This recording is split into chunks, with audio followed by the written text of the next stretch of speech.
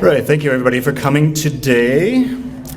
Apologies for the slightly late start. My computer started to fight me by updating at the last moment. So thank you, Sean, to donate your laptop very kindly. My pleasure.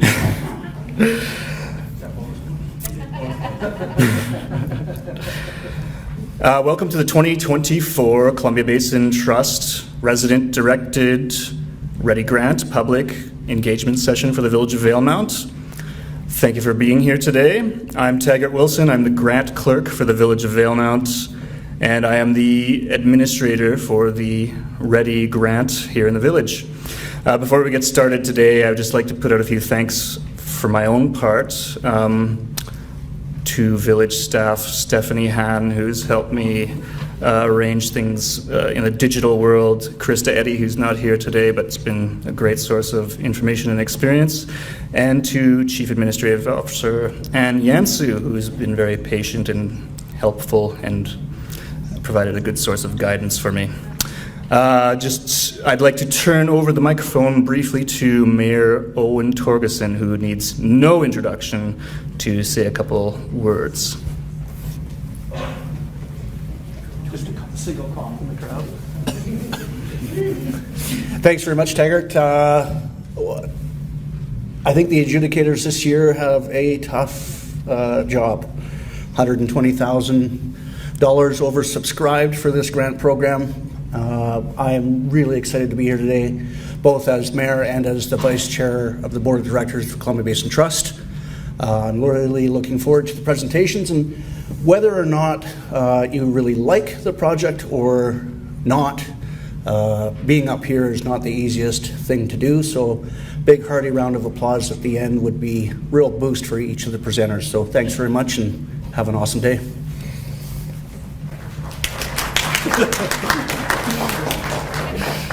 All right, thanks, Owen. And I'd like also to invite Chief Administrative Officer Ann Yansu up to say a few words before we get started. Thanks.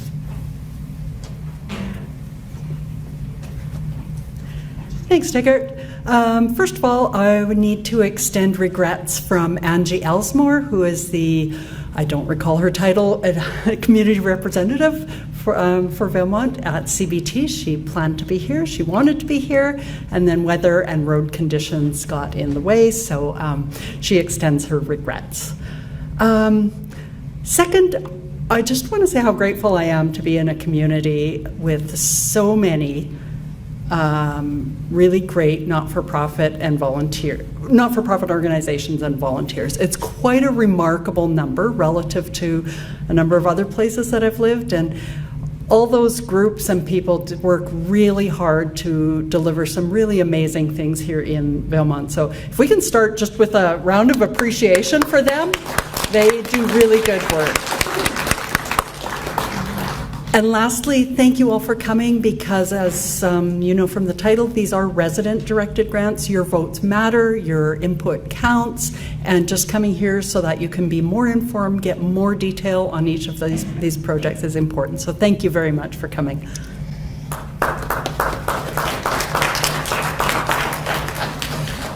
Thank you, Ann.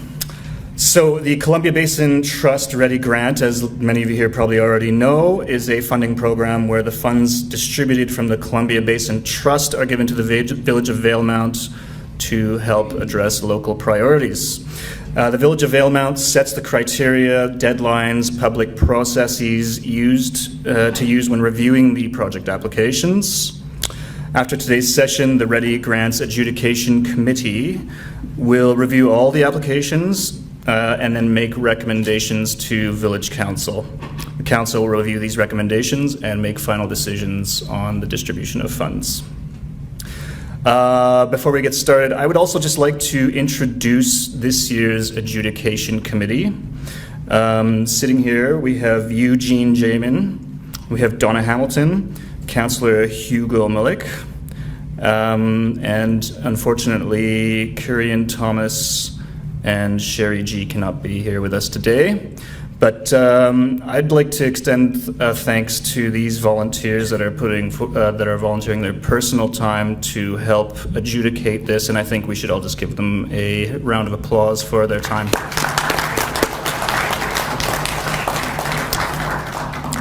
Great. So this year, there is a total of $372,652.75 to distribute among applicants, and the program received 9 applications with total dollar request of $492,734.54.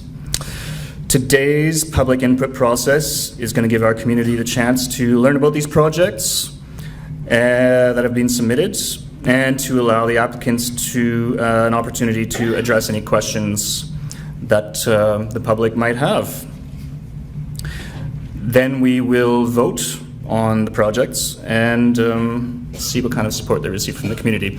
You'll notice outside, if you haven't already, the table outside the doors, there are forms to be filled out, or if you are technologically inclined, there are QR codes posted on the table and around the lobby outside where you can scan and participate online instead. You must live in Valemount or the regional district of Fraser Fort George to participate in this survey. That's the disclaimer for the day. So no matter what method you choose to vote, you will assign each project a score of 0 to 5, 0 being you don't support the project at all, and 5 being that you strongly and enthusiastically support the project, the most possible. And we encourage you to wait until you've heard from all the presenters, please, before you finalize your votes. And please ensure that you assign a score to all the projects, or your application may not be counted. Each applicant is going to have a maximum of 5 minutes to deliver their project pitch. 4 minutes into the project, I will be holding up this very Googled sign to indicate that there's 1 minute left. And then when their time is up, I will be ringing this bell provided to me by Chief Administrative Officer Ann Yansu. Then the floor will open up for 5 minutes for questions from the committee and from public. After the 4th presentation, we'll break for 10 minutes. You can visit the concession. The concession is being put on today by the Valemount Youth Mountain Bike Club. Thank you again, Sean, for saving me the second time. So please support that organization that has generously offered their time also to conduct the concession during this afternoon. So let's get started. The first presentation today is going to be from the Robson Valley Spay and Neuter Society. So let's give a warm welcome to the Robson Valley Spay and Neuter Society. And then we'll go to the slideshow. And then we'll start slideshow in the beginning. And then just the arrows to go ahead. Oh, okay, fantastic. Thank you. Hopefully we're set up here. Great. Good afternoon. I'm Susan Prue, and I'm with Robson Valley Spay Neuter Society, and this is our Healthy Pets, Healthy Community project. We aim to promote responsible pet ownership through education and financial assistance to control cat and dog populations in the valley. A little bit of background. RVSNS was formed in 2013 to address local feral and stray cat populations. We received funding from BC SPCA and matched with fundraised amounts to tend to the needs of the 3 feral cat colonies at that time. Our next step was to address the source of stray and feral cats, owned cats. We applied for funds to assist with the cost of spay and neuter for owned cats and extended our outreach to dogs as well. It was our hope to reduce or remove financial barriers from having pets fixed. We do a lot of fundraising. RVSNS volunteers work hard to raise funds through craft fairs, festivals, concessions, raffles, barbecues, and the highway cleanup to generate funds and to raise awareness of our society in the community. We receive donations and grants. We have great community support with donations of food, supplies, cash. We've also received grant funding from the Regional District, BCSPCA, and of course CBT Resident Directed Grants Program. The big picture. RVSNS is completely voluntarily run. Volunteers reach out to the community to raise awareness that assistance is available. We help book vet appointments, live trap ferals, care for strays, shelter and rehome cats, and apply for grants to help cover fees. We address population issues in Valemount, Tejon, Dunster, McBride, and surrounding areas. Funds for areas outside of Valemount include regional district funding, donations, and fundraised amounts. We also connect with other rescue organizations to help relocate kittens from the Robson Valley to other foster homes. We are currently working on several colonies of feral cats with help from funding from BCSPCA. There's a nice picture of our shelter, where cats have a warm, secure place to heal up from surgeries, and from there are either returned to their colony or go to new forever homes. So why spay and neuter? Healthier pets mean a healthier community. Altered pets are less likely to roam, get into fights, and suffer from injuries. Less unwanted pregnancies mean less stray animals and feral colonies. And as we know, homeless shelters are already terribly overrun. We have a chart here that outlines the average cost of spaying and neutering for cats and dogs. Our local vet supports our project by offering us discounted rates. As you can see, it's fairly expensive to get a spay done on animals. Oops, sorry. This chart indicates our expenditures and money raised from last year. And again, vet costs are our biggest expenditure. Since our inception, RVSNS has assisted with the spay-neuter of almost 700 cats and dogs. In 2023, that included 25 in Valemount and 12 in outlying areas for a total of 44 animals. This has made a huge impact on the health of animal populations in the valley, but there's still work to be done. Our 2024 Valemount project budget is $4,000, and we hope to do 12 owned cats, 4 stray cats, 5 owned dogs, to total 19 animals. With the owned animals, owners pay half. Thank you. Why is our project important? We find owners can be struggling with rising costs in general. Many people are surprised to learn of the cost to spay-neuter and will either postpone or fail to neuter their pets at all. Spaying and neutering greatly reduces the number and suffering of unwanted pets. And of course, I have to end with a few adorable pictures of cats that have been spay-neutered, and they are healthy and have been recently fostered. So thank you so much for your consideration of our project, and I hope you vote as well. Thank you.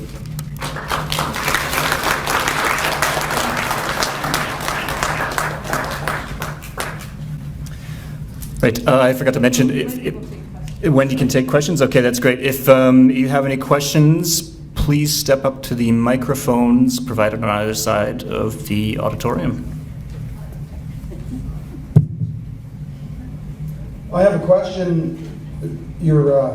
Part of your statement is that you provide assistance. So if people have pets, you do provide some monetary assistance, maybe not the whole value. Is that what you do? Yes.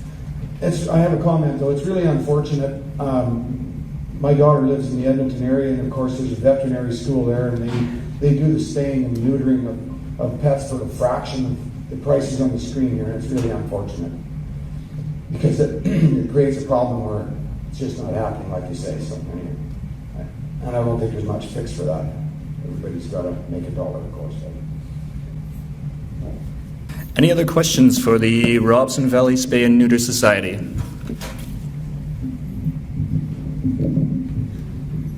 All right, it appears not. Well, big thanks and round of applause for the Robson Valley Spay and Neuter Society then.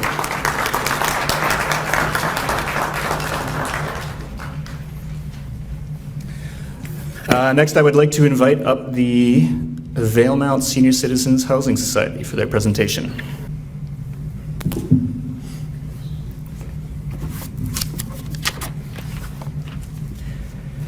Good afternoon, everyone. For those of you who don't know me, my name is Vern Mickelson, and I'm a board member of the Valemount Senior Citizens Housing Society.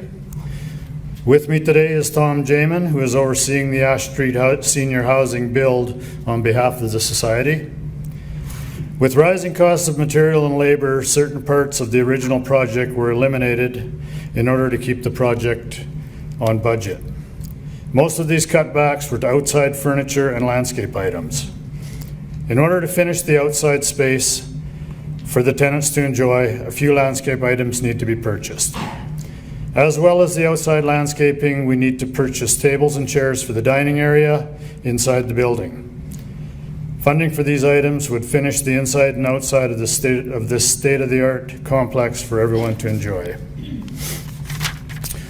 So now we'll move into a PowerPoint.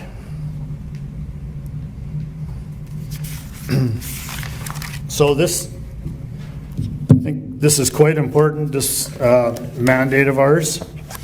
It's to operate a strictly nonprofit organization for the purpose of providing housing for senior citizens within the province of British Columbia, and to assist in the construction and reconstruction of low rental housing units for senior citizens of low and moderate income who are unable to purchase adequate accommodation according to the needs, and for such purposes only to construct, hold, and manage low rental housing projects and to maintain the low rental character thereof. So that is our mandate, and that's what we're hoping to accomplish when we finish all this building.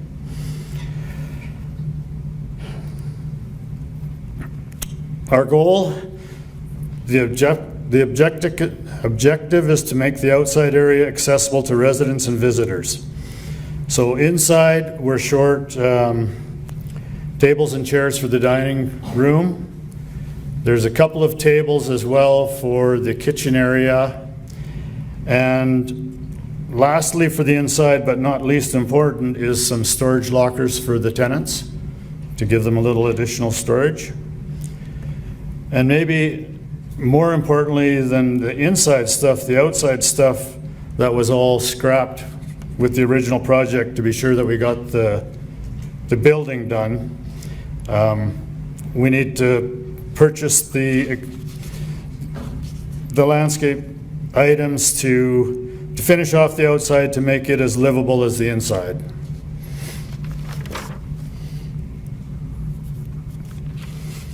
So with your support, VCHS can make these purchases and further the goal of completing this building for the seniors of Valemount. So the plan, if we are successful in our grant application, we will purchase and install the items of our request. And there's a view of the courtyard when in the finished state. And you can see it'll be a beautiful area. There's outside access from the tenants' homes right into the center, so a very, very nice spot to for everybody to hang out and have coffee and what have you. And for all the visitors and families that come as well, there's a good area that people can join together. So our next picture shows the landscape furniture that we're hoping to purchase to finish.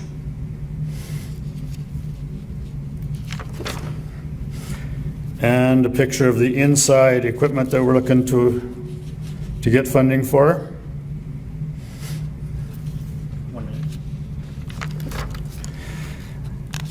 Fundraising, this project was a BC Housing project, and they've got the lion's share of the money in, but you can see the other,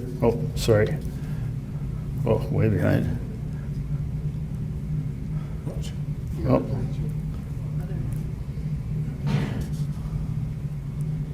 I don't know how to get it back. Okay. Anyway, I'll just let you quickly look at that. Of note is there was quite a few individuals in town that supported the project as well, which I think is a credit to them. There's a picture of the outside of the building. Okay, this is an aerial flyover to give you a vision of what it's going to look like.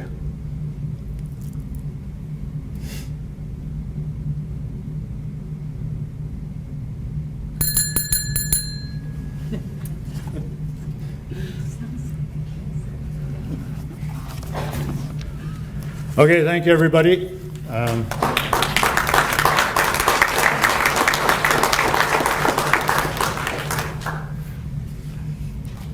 Questions?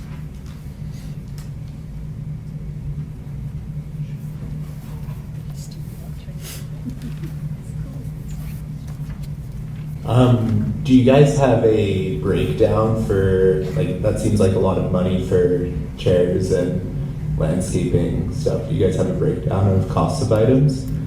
We do outside in the lobby area. Okay, cool. Thank you. Yeah.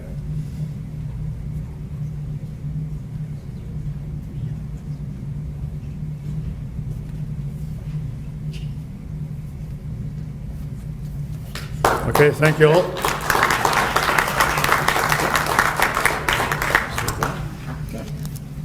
Okay, thank you.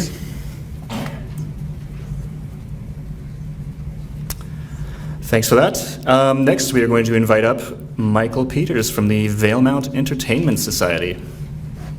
Thank you. I'm Michael Peters. I'm the Society Coordinator for the Valemount Entertainment Society and the Station Manager for VCTV. We have 3 projects that we want to do this year. The first was kind of foisted upon us by a satellite failure. So the Anik 2 satellite that provided probably 70% of our programming for radio and television is in a declining, failing orbit.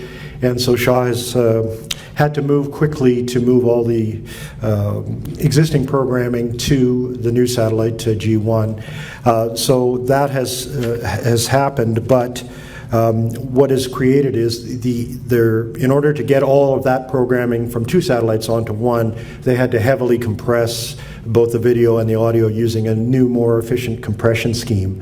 And that's the HEVC codec for video and the AAC codec for audio. Our existing equipment, our satellite receivers, can utilize support the HEVC codec, but they're unable to support the AAC codec. Excuse me.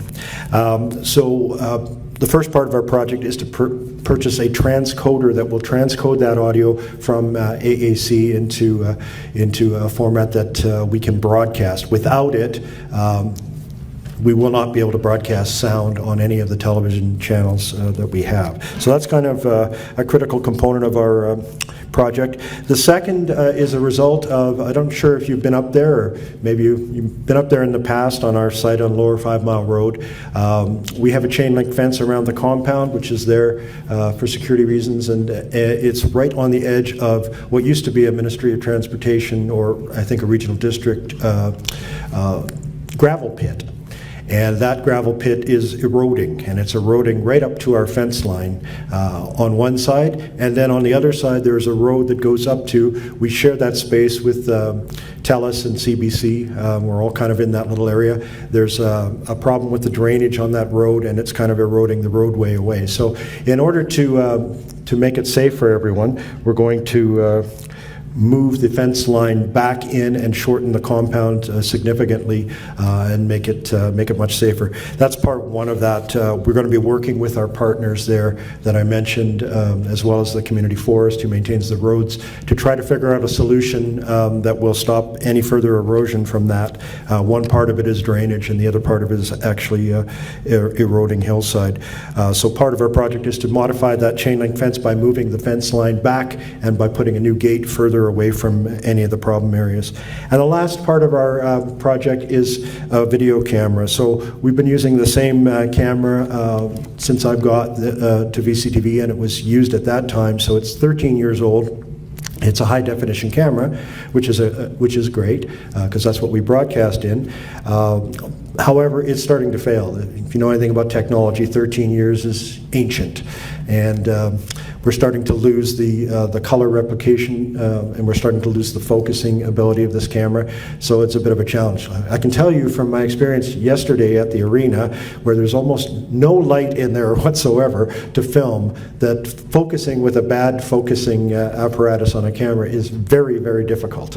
So for my old eyes, I would appreciate if we can do something to help with that situation. So the camera that we would replace it with would be a new camera which shoots in 4K resolution instead of HD, which is great, and it also has better low light performance and better focusing, and also better battery life for that project.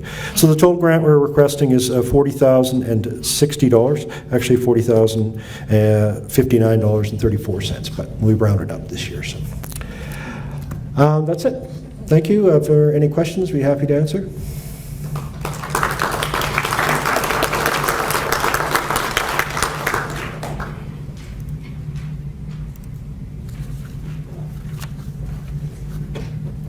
Hey there.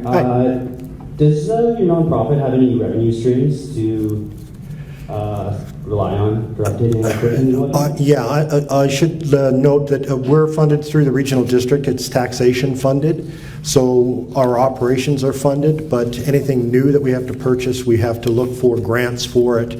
CBT has been one of the grantors for this. We've also had, in past years, they've had a technology grant, which we've been able to access, but they haven't had that for, I think this would be 3 years now. So there really isn't another grant stream that we can get. We get a bit of money from our broadcasting royalties from some of the larger stations that pay that, but it's not enough to fund major purchases.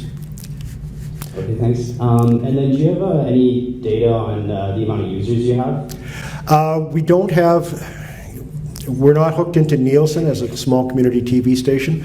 However, we do have a fairly large YouTube presence, and we have a large number of YouTube subscribers and viewers that we have. I don't have that information right in front of me, but I can provide that for you. It's one of the things I like to tell people about what we do is that we're allowing people in the community who are of lower income or fixed incomes to be able to use our television services. You can put up any kind of an antenna, a rooftop antenna or a little indoor antenna, and you can receive all 17 of the channels that we broadcast for free.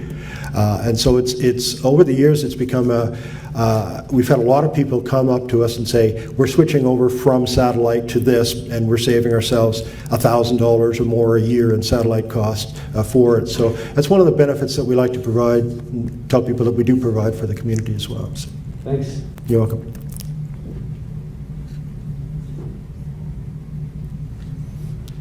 Okay, I don't see any other questions. Thank you very much.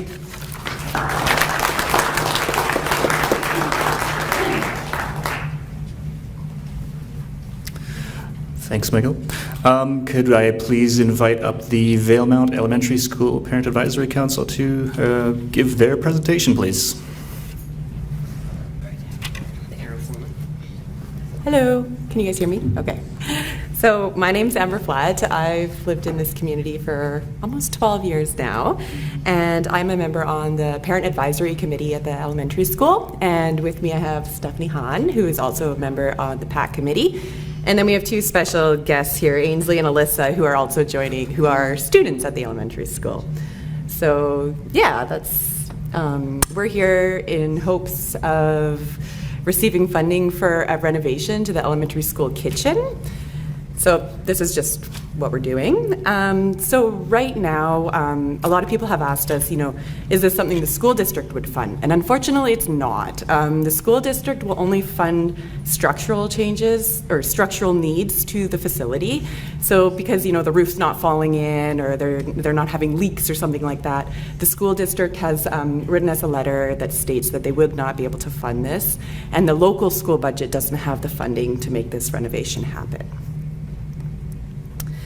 So right now the elementary school has a very tiny kitchen. I would call it a closet in the wall. It is, I mean, kudos to the school because the meals that they do put out of this very tiny kitchen for over 100 students are really impressive. They do salads and soups and hot lunches. But as you can see, there's really no storage. It's tiny. You can get maybe one, maybe two people in there. There's not room for a lot of dishwashing. We've got milk crates holding up supplies. And there's like desks outside for the snacks. There's no pass-through or anything like that. So with this, there's a few problems. So there's a lack of preparation area. So, you know, if we are going to go ahead with a renovation, we've got sort of a table of benefits here as well. So we could do a lot more lunches for kids and expand the amount of food being prepared. There's also increased opportunities for fundraising. So groups and different organizations could also do, you know, baking tables and things like that. And then we could have more support come in. So volunteers could come in and actually be able to help with some of these meal preps. So if we have the option for them to do that, more could be provided. Just with the limited storage, things also can't be bought a lot in bulk. So we can save money if we can buy in bulk and have the space to store things. And if there's leftovers, if we had, you know, freezer space and things like that, there'd be options to store more, so there might be less waste. When we look at the lack of space for students, the school again does bring students in to do some baking here and there, but there's not a lot of opportunity because you can't get many kids in that kitchen. So we'd like to see students more engaged, participating with food preparation, and we think that that would create positive food associations for lifelong learning and positive supports. Lastly, just if we can get an increased frequency of meals being provided, that would help with food availability in our community. And then we could also expand. So there is lots of funding out there, like funding or Feeding Futures, for example, that if we have the space for volunteers and food, we can expand that and hopefully benefit more students and their families. So this is just a picture of the existing state. The blueprint, it's very small. There's a fridge, a stove, and a sink. And we're looking to make quite a big expansion. So they'd be taking down one wall that borders with the boys' bathroom right now and a storage room. We'd be able to get a full freezer in there and a lot more storage space and prep area. The nice thing is this year, it sounds like the district is going to be redoing some renovations on the boys' bathroom already. So we're able to sort of tap into that. So this summer, while those renovations are happening, if we're able to, you know, do this, then we can sort of have the potentially save costs on the contractors and things coming down. So this is a breakdown of the costs. There is some asbestos and things that need to be removed. It's all broken down on the very bottom there by what the costs are, but the total estimate is $69,275 to have a kitchen at least twice as big, if not more. And that's it. So thank you for considering.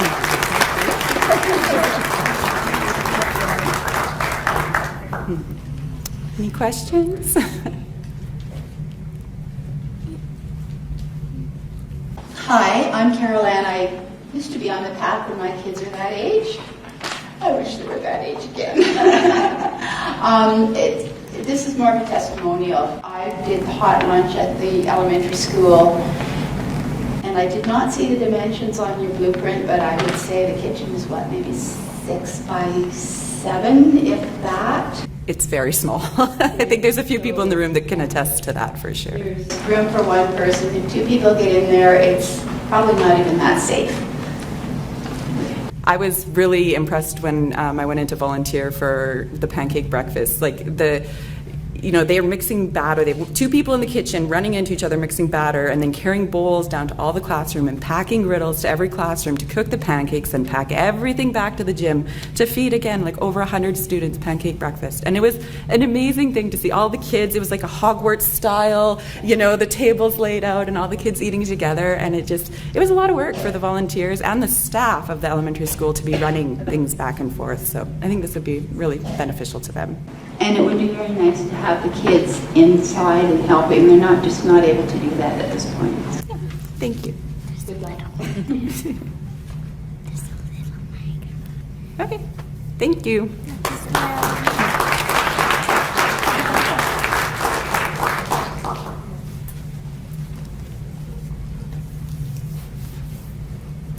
Thank you, Valemount Elementary School PAC. All right, that actually went a bit faster than I thought it would, but let's break for roughly 15 minutes, and we'll come back in at 3 o'clock to resume the final 5 presentations. Thank you.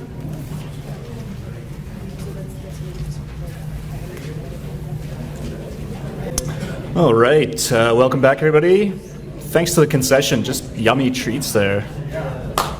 Yeah, hand for the concession. Just a reminder, please do not fill out your forms online or paper until you've heard all the presentations. And now I'd like to open up the floor to the Yellowhead Outdoor Recreation Association. Thank you, everybody. My name is Patricia Toney, and I'm a board member of the Yellowhead Outdoor Recreation Association. And the Yellowhead Outdoor Recreation Association, commonly known as YORA, has been maintaining facilities which promote outdoor activities in the Robson Valley for the last 36 years. And a large portion of these facilities rely on industry resource roads for the access. Unfortunately, many are becoming so overgrown that a regular vehicle can no longer get through the brush, which is what has happened to the Swift Mountain Forest Service Road. YORA's proposed project is to have the 11-kilometer access road machine brushed by a local contractor who has quoted $2,000 per kilometer for a total of $22,000. Making this road accessible for regular vehicles would benefit locals and tourists alike, as this mountain offers a great opportunity for people of all ages and abilities to enjoy an alpine experience and to reach a non-technical summit without a long approach. Losing backcountry roads is becoming a problem all across the province, and in some cases, particularly when bridges are no longer safe, it could mean the loss of access to an entire valley, which would affect a variety of recreational activities. We are fortunate around here in Valemount, as most of our access does not involve a creek crossing, as the cost of building bridges or taking on liability would not be possible for a small club like ours. The first slide is just an example of what a brushed-in road looks like from the windshield of a pickup truck. And here's a map of the road that goes up. It starts just across from the Lawseth RV Park and goes up by the north side of Swift Creek and continues up the mountain for about 11K, where we park. Beyond that, you can take an ATV, but we would not be suggesting vehicles go beyond that. And just a sign at the trailhead to let people know where they can park. It's the second sign. We've lost one already. And just an example of approaching the summit on the left there, and then sort of a family picnic of all ages just below the summit.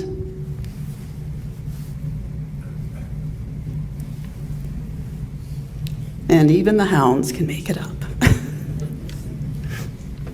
And I guess that's it. So any questions?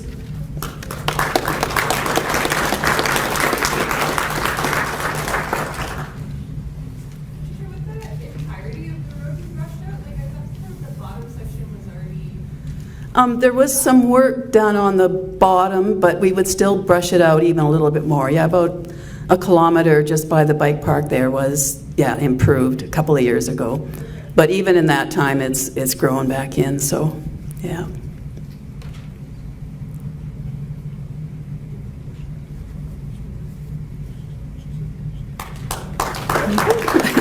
Thank you, everybody.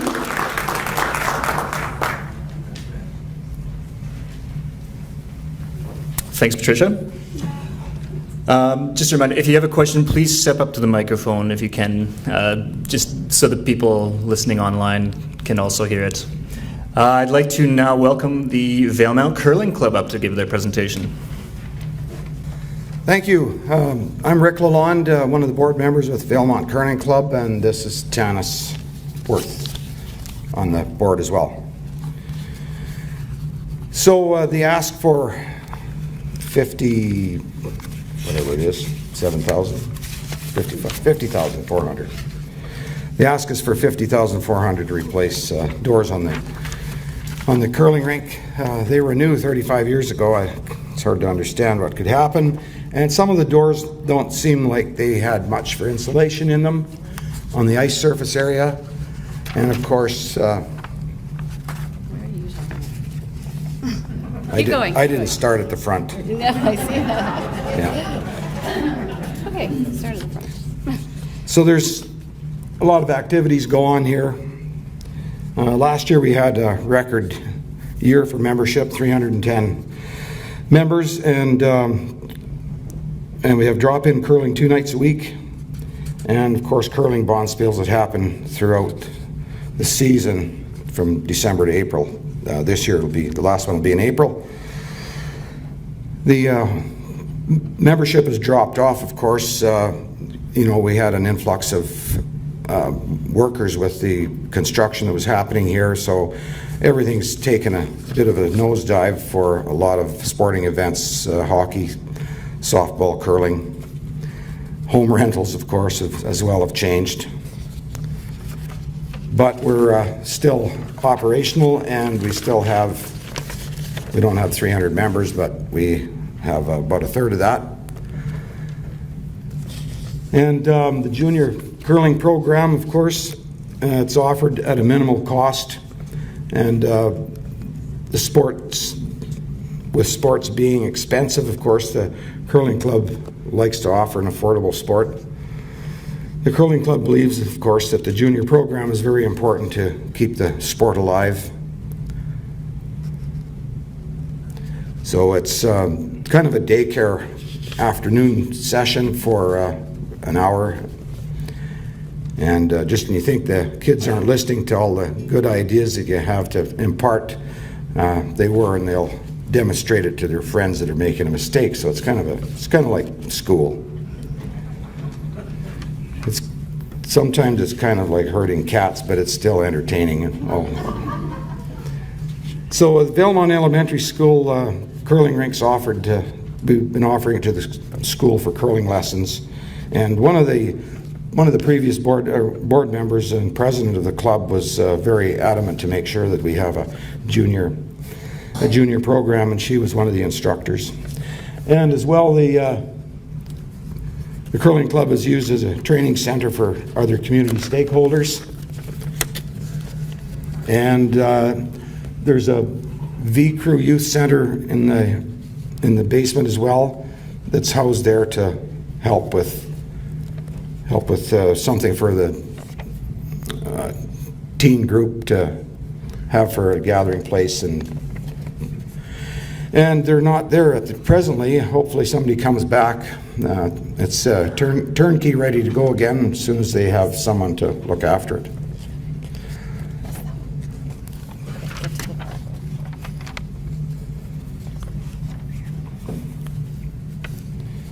So the curling club is asking for your support in this project, and we'd like to replace all the outside doors, and we believe these upgrades will make the building safer and reduce some of the costs for heating.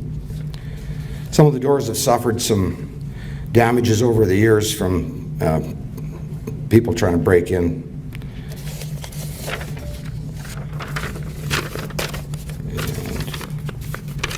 Yeah, you can go through the rest of them. We'll show the snowballs inside.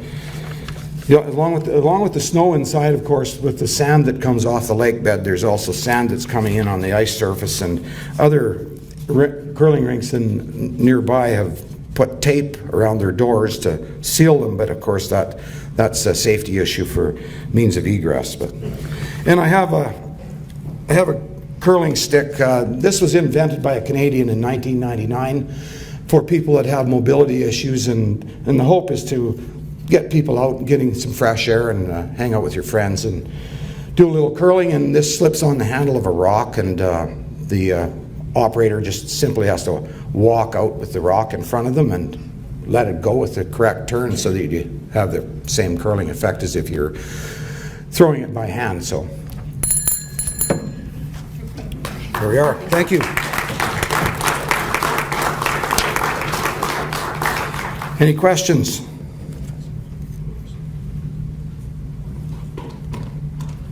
You can stand at this mic, Hugo. You're going to be here.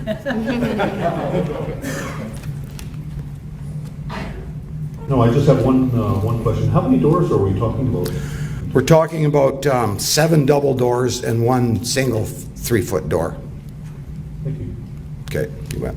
Oh, the design of the doors that will be going in will be something that seals far better, and go back to one of the pictures of the door. So some of the doors have no center post in them. That's called a mullion. I learned that here by having to look for some pricing and get some quotes. So it's called a mullion in order to provide better support for the doors. And the one main entry door doesn't have that in it.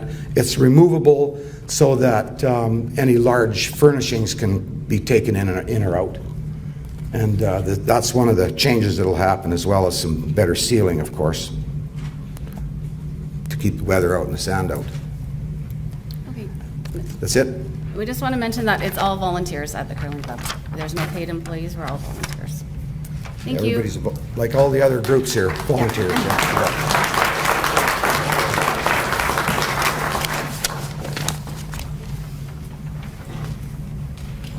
Great, thanks very much. Next, I'd like to welcome up the Valemount Secondary School Parent Advisory Council. Hi, I'm Caroline Romano. I'm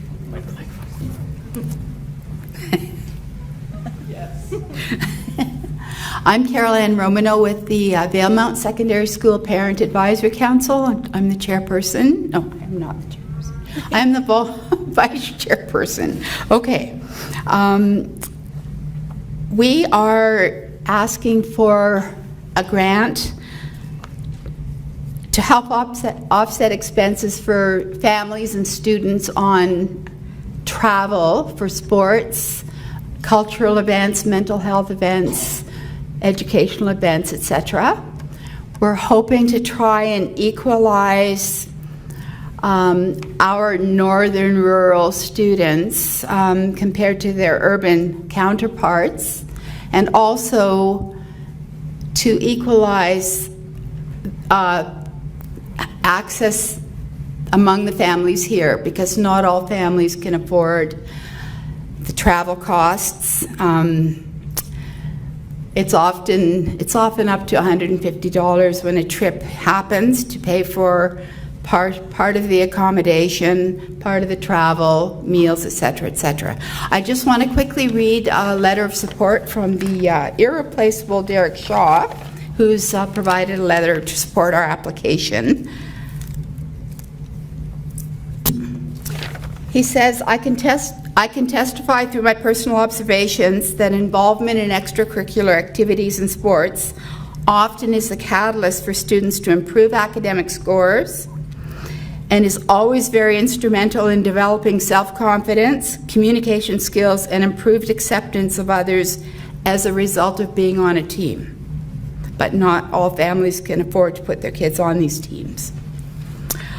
We wanted to give you an example of one recent trip to Merritt for our boys basketball team. Bus rental, gas, hotel, tournament fee totaled $3,304.69 for a 2-day trip. That does not include meals, so there are many families that simply cannot send their kids on these trips. We do very, very fortunately have access to the community bus, but it is not always available. Recently, we were unable to attend a trip because McBride Secondary School had booked the community bus. So we're relying on volunteer drivers. We do not have a big pool of volunteer drivers, and we're hoping if we get this grant to to be able to offer a small honorarium to our volunteer drivers, so we would have a longer list. I know that Mr. Shaw spent 3 to 4 days trying to organize the last out-of-town trip.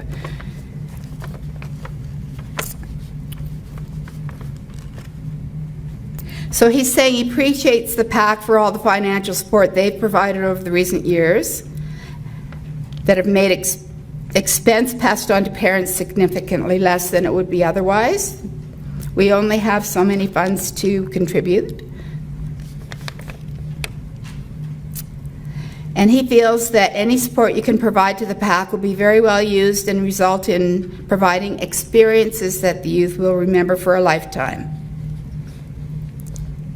So we hope that you will consider our request.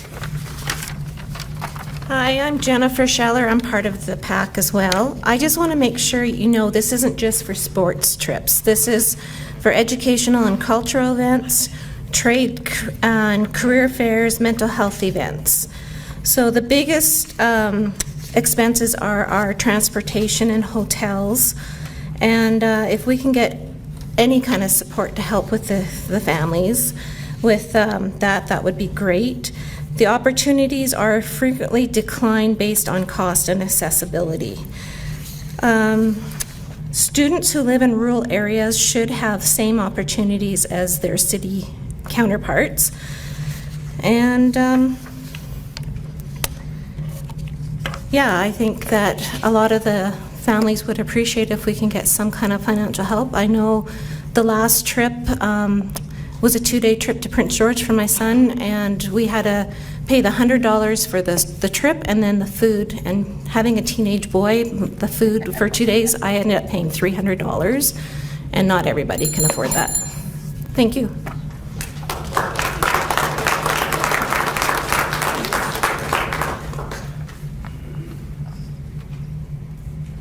Questions? One quick comment. There are no questions. You're probably asking yourselves why the school district isn't paying for more of this. There really isn't an answer to that. Funds are really, really tight. There's a very small fund, I believe, of about $7,000 that the high school can access to contribute to some of these trips, but as you saw with the cost of the one trip I mentioned, it's really a drop in the bucket. Jen, do you have the breakdown for 21-22? We've got the total cost of extracurricular travel in 21-22, and it was $14,955, so call it $15,000. And that is having declined a lot of possible trips. This is just a select few trips, and again, on any given trip, only so many families can afford to participate. This kind of, I guess, goes with that. How many more trips do you guys think you'd be able to do with this money? It's hard to put a number on that, but Mr. Shaw said, rest assured, we decline an awful lot. And there would be many more opportunities. I wish I could put a number on that. No, that's awesome. So okay. for this amount, that was 14 trips. Sorry, this was 14 trips, and the total was $14,955.59. So. Sweet, so probably double it then, eh? Yeah. Awesome.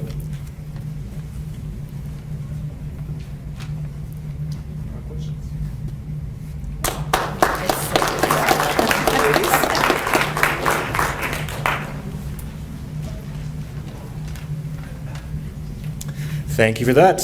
And now I would like to welcome down the Valemount Area Recreation Development Association. Did I get that wrong? No, it's good. I'm going to start with my introduction before the timer starts here. I'm Sean Kelly, teacher here.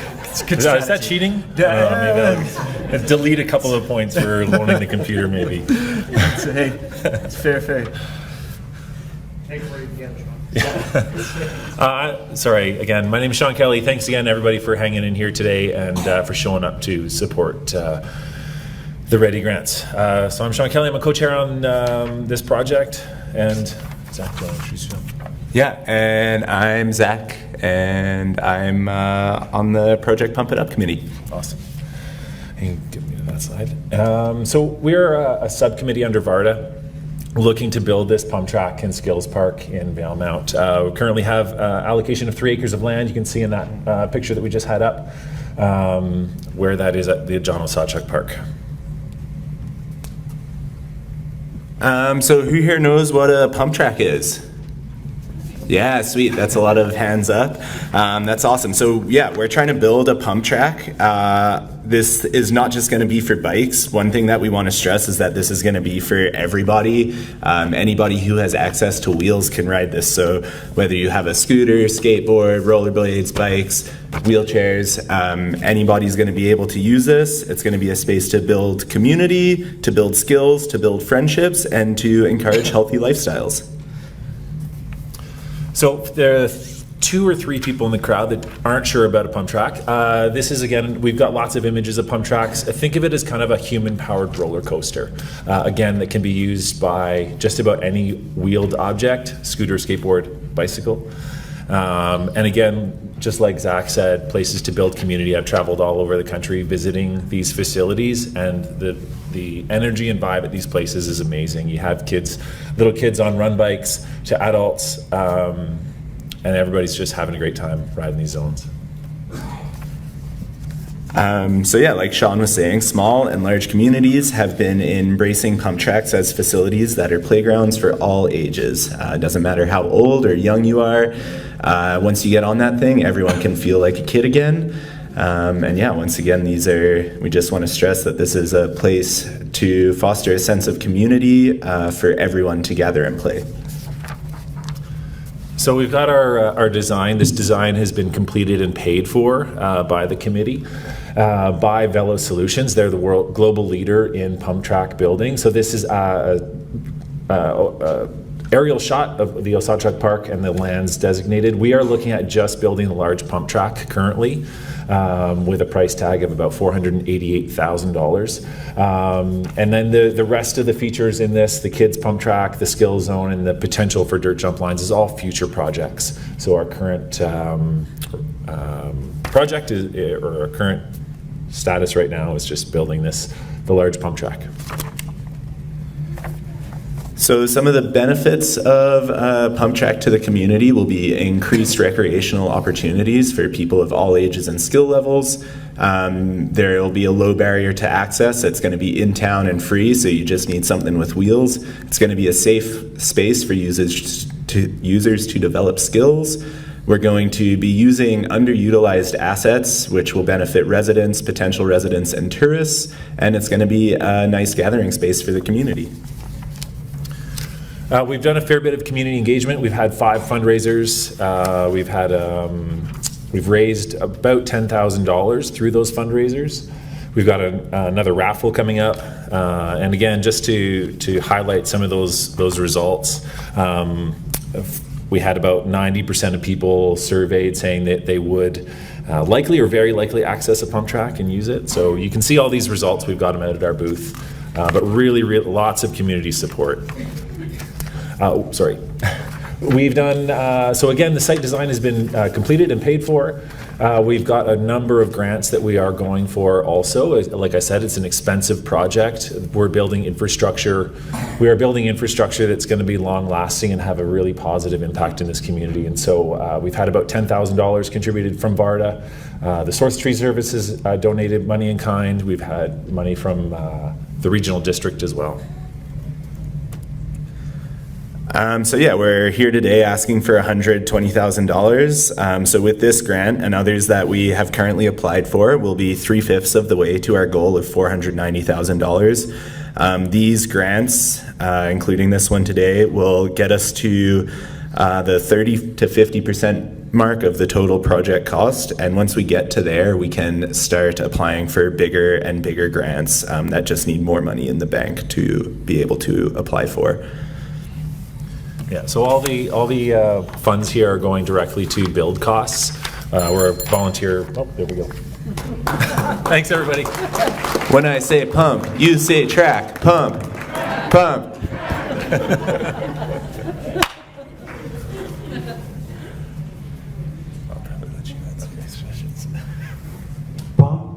Track. Hey, so once this project is built, it's on village property, correct? Yes. And then so what's the estimated cost of maintaining it and who pays for that? Great question. So we've been working with a number of the other communities who've recently put in pump tracks. They're relatively new infrastructure. The maintenance costs on the asphalt pump tracks are super, super low. So I don't have exact numbers yet. Again, I've been working with the village staff to come up with that plan. And so we're looking at building agreements with the village to make sure it's maintained and well taken care of. Taxpayers? There would be some taxpayer, but I mean, that's going to probably end up being like garbage collection, lawn maintenance. Yeah. Okay. Yeah. But to answer your question, yes, it will come down to some taxpayer dollars going into supporting the maintenance of this zone.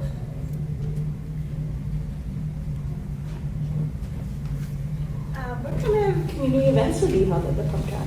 Oh, great question. Hot dog eating contests? So pump tracks, not only are they like just great places to hang out and ride, but we're building a competition-ready pump track. So we do have the option to potentially host competitions. There is a provincial series that's being put in place, all on Velo Solutions pump tracks. So that's really exciting. So there's even a world championships that you could go to if you qualified. So there is potential for competitions, but also just fun events. Some of the videos that we were playing out in the foyer, there was one video of a wheelie competition and just like lots of coaching opportunities as well. I run the youth mountain bike program here in town, and a facility like this would be incredible to take the kids out to and ride and help them develop skills that could then be transferred into the bike park, for sure. And then just to clarify, how important is getting this particular funding for the longevity of the project, or like the possibility of the project? Yeah, this is a critical point for sure. Velo Solutions is a really busy company, and we've got a slot to get the build done. However, some of the some of the grants we are looking for require up to 50% of the funding, the completion funds, to be in the bank already, and so this grant is really essential for that to happen. Yeah. Thank you. Two questions. One, what would it cost kids to go and spend time at the pump track? Oh, I can answer this one. They would only need something with wheels. So, like, I think skateboards are $100 maybe. You don't need a fancy mountain bike like up at the bike park. Scooter, rollerblades, like, you can probably find some of those at the Reuse It Center at the dump. Yeah, super low barrier to entry. And you can even run on them. I've run around on them a few times, and it's pretty fun. It's like whoopee. I should forgot my second question.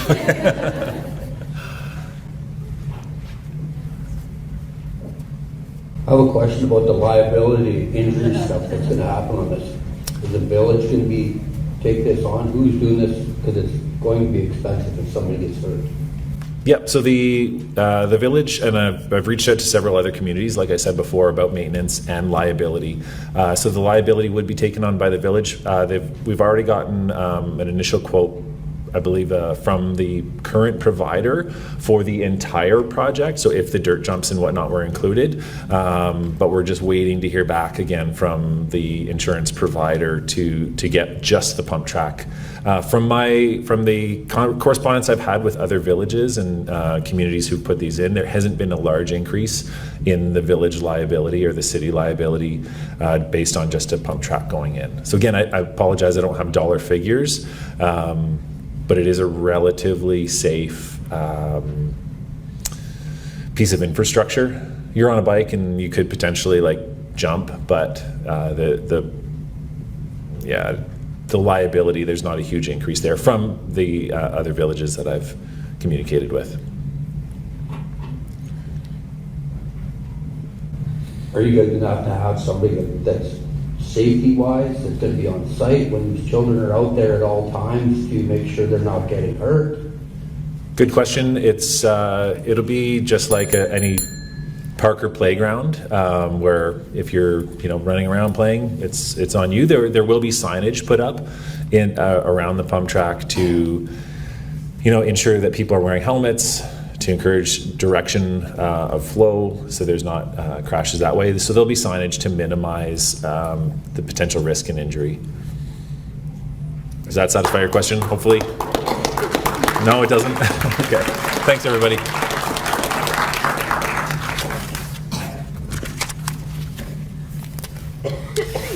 Right on. And last but certainly not least, the Valemount Community Sports Day Association. Hello, I'm Laura, and this is Shannon. We're on the Community Sports Days Association.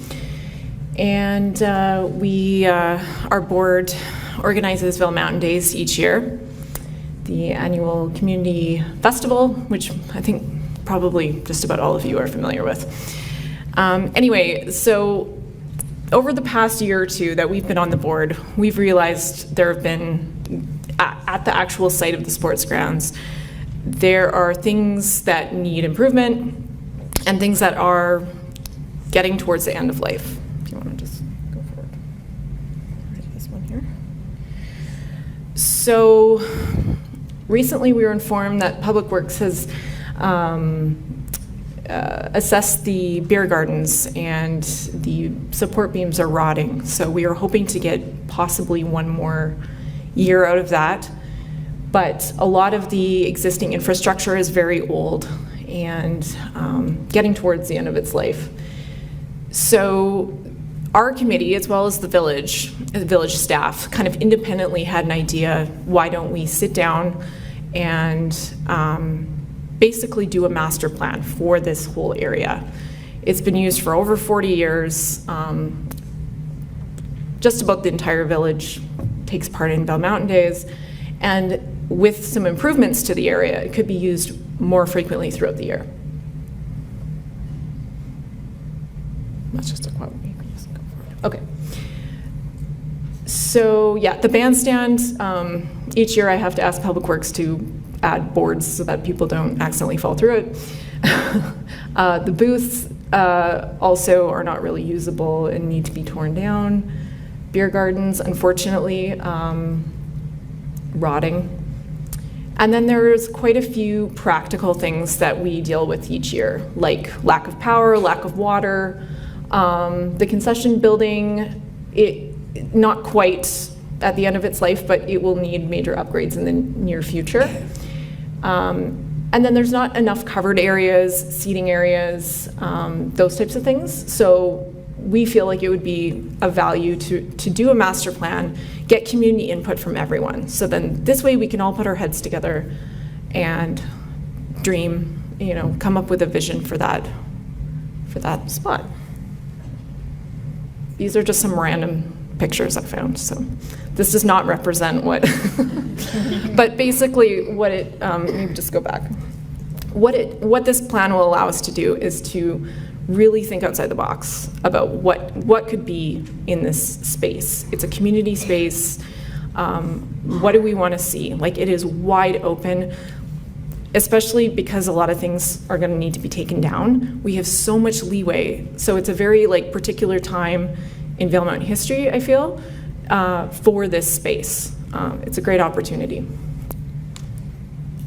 Okay, so this is the quote we got from Urban Systems, which is the sort of go-to planning contractor for the village. And this is the breakdown they provided for this. We also plan to get other quotes from other planners, but they have not come in yet. So it's possible it can come in under budget. But this gives an idea of the type of sort of an outline of how it'll look as far as outreach and the plans, and yeah. So, anything you want to add? Okay. Questions?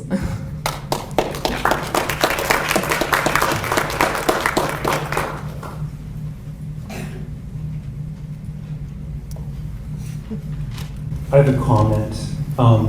It seems like Urban Systems has really weaseled their way into the hearts of every municipality around. And I feel it's a little bit unhealthy. The quote that you've got to do a plan strikes me as about 5 times too high. It's just a plan, but nothing's happening. And I wonder if there's any new planning-centric people in town that could help with this.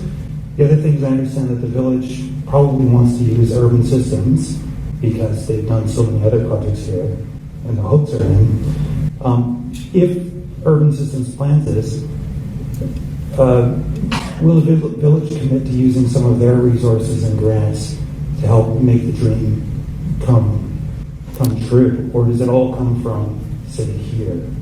I just wonder, because it's sort of like village infrastructure as well as community use.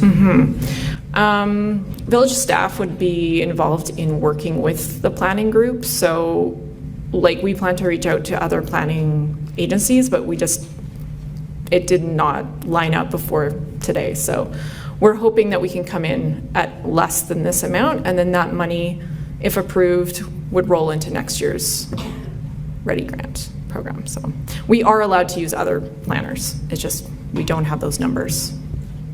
Yeah.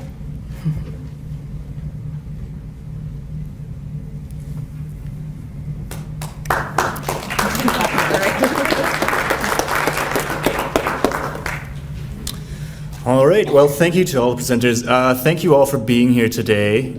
It's an important event in our community, I think. These organizations that came here to present today comprise a lot of voluntary hours that are geared towards the betterment of our community, and it's not always easy to get in front of a group of people and speak publicly. So I'd like to just say we should give a round of applause to everybody who came up to speak today. And I'll just remind you, if you have filled out a paper form, to deposit it in the basket appropriately labeled outside the door. And thank you once again for being here to make this another successful round of the ReDi grant in Valemount. So have a great afternoon, and we'll see you next year. Thanks, Dave.